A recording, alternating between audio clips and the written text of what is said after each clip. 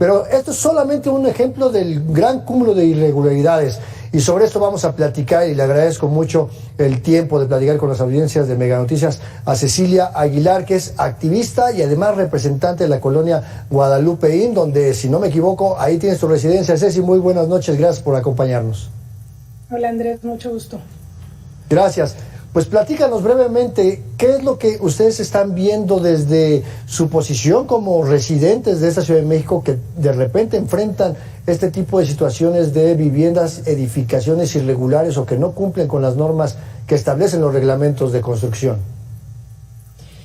Pues mira Andrés, ahora sí que Guadalupeín lamentablemente, por un lado es bueno que tenga una ubicación privilegiada porque es una colonia céntrica, y por otro lado, lamentablemente por esas condiciones, es el terreno fértil para los desarrolladores. Y también hay terrenos grandes donde habían casas grandes, no tan grandes como en otras colonias, pero sí donde hoy viven personas ya de la tercera edad y que evidentemente la casa les queda grande y llega gente con ciertas intenciones de desarrollo a comprar la casa. Evidentemente la venden y entonces empieza el viacrucis de los vecinos al notar de que puede haber una construcción allí fuera de norma. Lo que nos hemos enfrentado específicamente en Guadalupeín es justo eso. Hace 7 años se construyó, terminó hace como 3, pero hace más de 7 años iniciaron la construcción de un edificio que está justo en Manuel M. Ponce, enfrente de la Glorieta Valverde. Se logró parar por casi 5 años, totalmente fuera de norma, violentando usos de suelo. Y lamentablemente, pues como se va dando la vía en todo este trámite burocrático y procedimientos en el gobierno con las diferentes entidades, pues al final se terminó construyendo. Los procesos son muy difíciles para los desarrolladores, sin embargo creo que ellos abusan, entendiendo que pues todo se puede solucionar con dinero. Aquí en Guadalupeín, por ejemplo, y actualmente tenemos un problema con una obra que es inclusive del gobierno federal, que está violentando una norma de uso de suelo residencial, y están construyendo un laboratorio y estacionamiento para camiones, tractores grandes. Y sobre esta misma avenida de Manuel M. Ponce nos hemos puesto a investigar y encontramos de repente que hay los que se dicen propietarios solicitando al Congreso cambio de uso de suelo. ¿Por qué digo esto? El uso del suelo en la colonia Guadalupeín, como en algunas otras colonias, pero específica en la colonia Guadalupeín, es H2, residencial, habitacional, 2 niveles.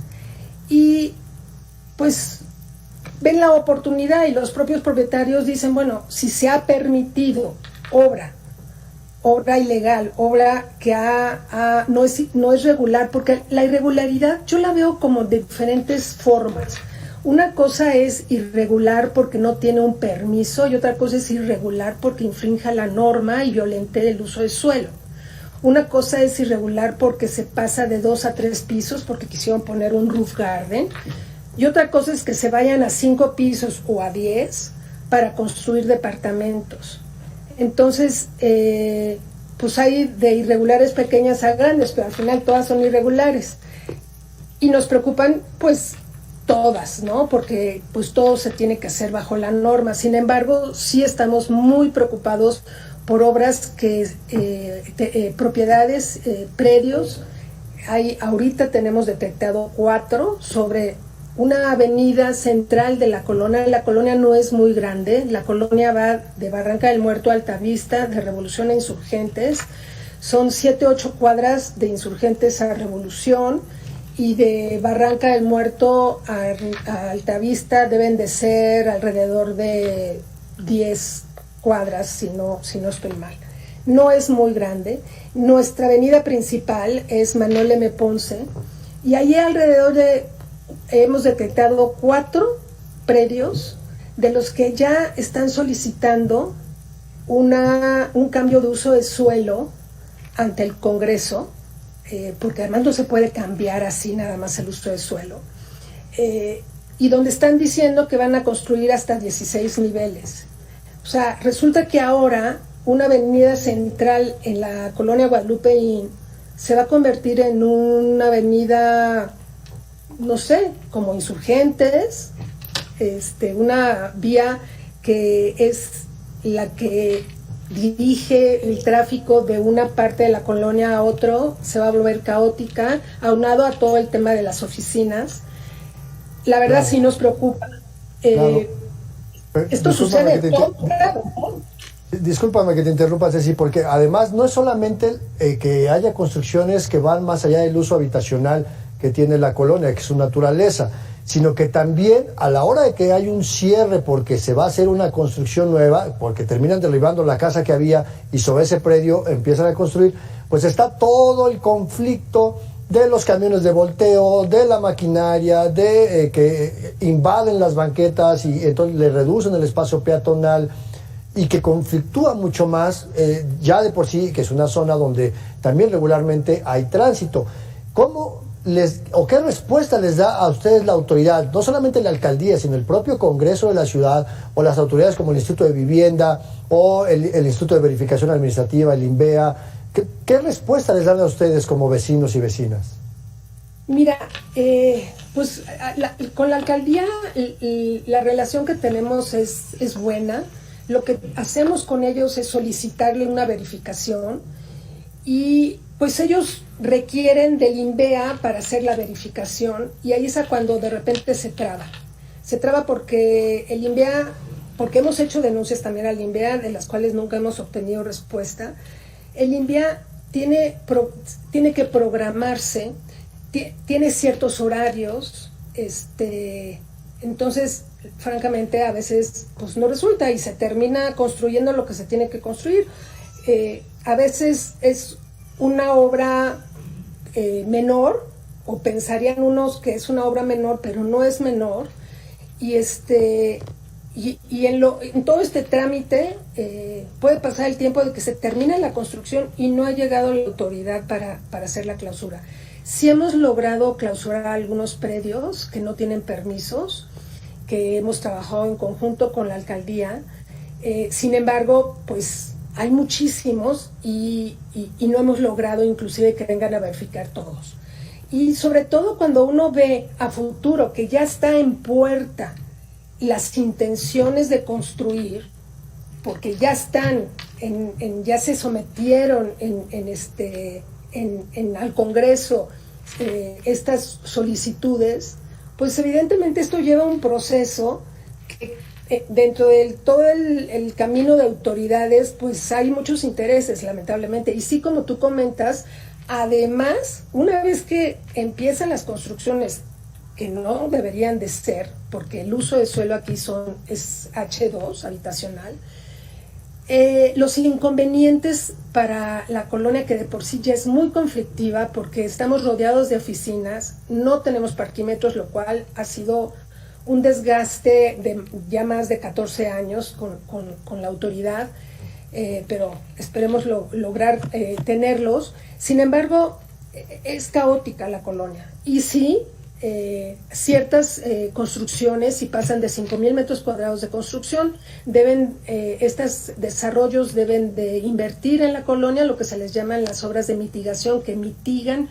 los daños que hicieron, y otras medidas de integración, que es voy a aportar a la colonia. Sí, tiene que haber una retribución por el daño que de alguna manera está causando la obra, pero que además, a ver, esta ciudad ya no puede crecer de manera horizontal, solamente se puede construir de manera vertical, claro. Pero hay un exceso, ¿no? Y también el uso de los cajones de estacionamiento. Pero está el caso de Joco en Coyoacán, el caso de Lindavista en Gustavo Madero. O sea, si nos vamos, realmente es un mapa grandísimo de irregularidad en la Ciudad de México, de muchos gobiernos para acá, de muchos partidos.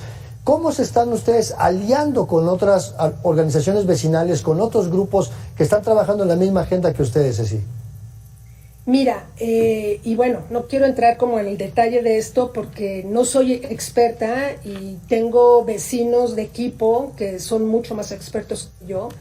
Está pues lo que quieren aprobar del programa de ordenamiento territorial. O sea, la ciudad se organiza a partir de un plan de desarrollo que existe desde hace más de 15 años y ahorita lo quieren cambiar.